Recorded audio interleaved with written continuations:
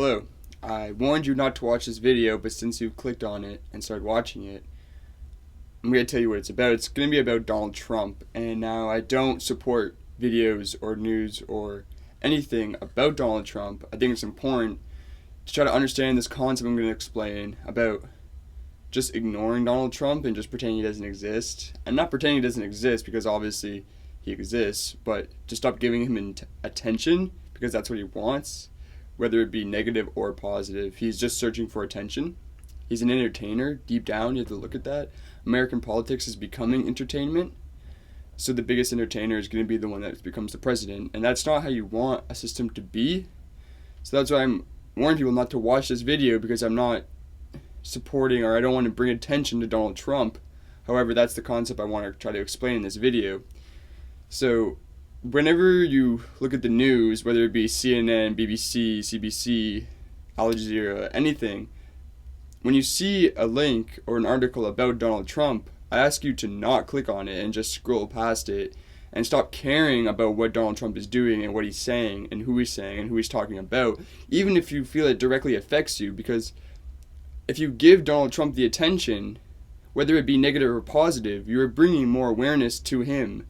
So someone who may not know who Donald Trump is, you start talking about him in a negative light, and now they want to see who he is. They want to start figuring out, oh, well, who is this guy people are talking about? And it's just a snowball effect, and you see that happening. It's a snowball effect.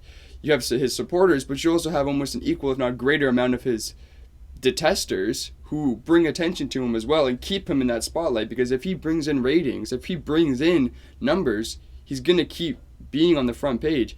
I read this thing that the Boston Globe did, where they put a futuristic news segment on him, or a futuristic front page, and they put him on and they said all these bad things that were going to happen, or that were starting to happen if he became the president. Now, they might think that's a good idea to try to sway people to not vote for him, but what they're actually doing is just bringing more attention to him.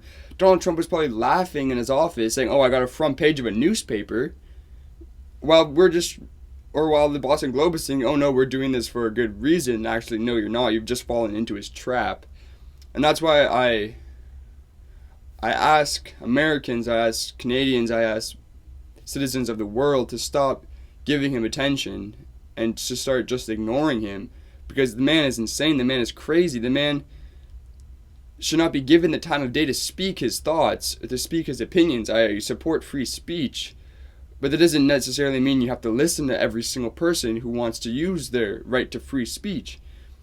And now, this video to some might seem like a contradiction, because you say, oh, don't talk about Donald Trump, yet I'm making a video about Donald Trump. But this is the first and last and only time I'm going to talk about Donald Trump ever on YouTube or in my real life, because I believe this deep down in my core, that if we just stop giving him the attention, then he's just going to start to fade away and the other candidates are going to start to pick up. And I'm not necessarily saying that's a good thing, because I don't believe really any of the candidates would make for a qualified president at the moment. And that's why I ask Americans to just go and abstain from voting. Just take your vote, go to the voting polls and just say, I reject my vote, and make a statement, make a stand to say you're not going to take this anymore. Because the way that your system, the American system, is going is just, it's not right, and it's not democracy, and it's not freedom, and it's not fair, it's not just, it's not what the principles America is trying to preach.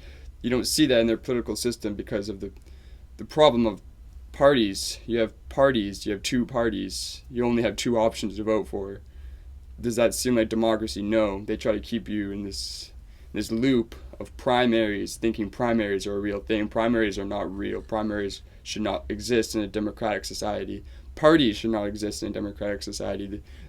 You saw this in the French Revolution, you saw this in the American Revolution, that they said when parties start to form, it's the end of democracy, because now you're limited. You can only discourse. The dialogue has gone from the breadth of the nation to these two parties. So if the Republicans want to talk about the war in Iraq, or the war in Afghanistan, or the Syrian refugee crisis, or whatever they want to talk about, the Democrats have to respond to that in order to stay relevant. And then you limit the scope of your dialogue to whatever these two parties decide to talk about, and nothing outside of those, of what they want to talk about, gets talked about. So you don't speak on issues in America like racial injustice or poverty or income equality, the shrinking middle class, environmental concerns. None of these are getting talked about, or if they are, they're just getting pushed aside by these, whatever the two parties want to talk about. And it takes the power away from the people and puts it in the hands of the politicians when you have just parties, because now instead of doing things to appease the people, doing things for the people, now all you have to do is do things for the party. And as long as you get the party on board, then you have the people.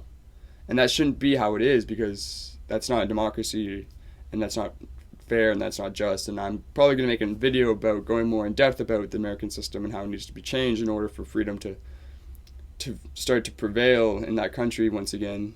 And yeah, so stop supporting Donald Trump.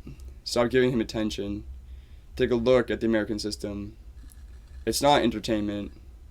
It's not a joke. It's not a game. Real people's lives are at risk. And if you're just going to make it about polling numbers and delegates and make it a game, make it a competition between two parties, then it's just starting to look more and more like a sporting event and entertainment than it is politics, government, freedom, democracy, justice. And that's where we should be striving, not in the opposite direction. So thank you for watching.